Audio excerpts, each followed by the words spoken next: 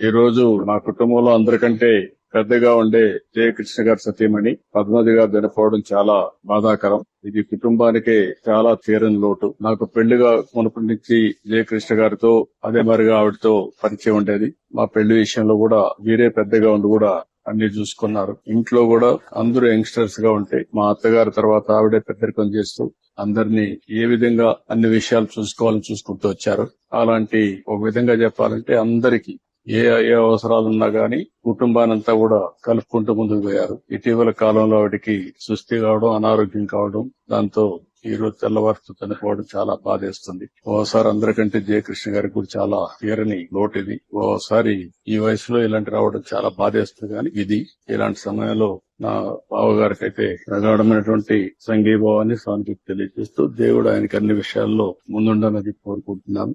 నాకు ఈ కుటుంబంతో పరిచయం అయింది మొట్టమొదటిసారిగా ఈయన నాకు పరిచయం అయింది ఒక సినిమా ఎగ్జిబిటర్ గా. నేను అప్పుడు సినిమాటోగ్రఫీ మినిస్టర్ గా ఉంటే ఫస్ట్ టైం నా దగ్గరికి వచ్చేవారు. అక్కడి నుంచి పరిచయం, తర్వాత మా నాయకుడు అయినటువంటి మామగారు అయినటువంటి రమారావు గారిని కలవడం అవన్నీ జరిగాయి. ఈయనే అన్ని విషయాల్లో ముందుండారో చూశారు. అలాంటి వ్యక్తికి ఈ రోజు రావడం చాలా బాధేస్తుంది. ఏదేమైనా మేము అందరం అండగా ఉంటాం, ధైర్యంగా ఉంటాడు. ఇది ఎవరూ తీర్చలేని లోటు, చాలా బాధాకరమైన సంఘటన.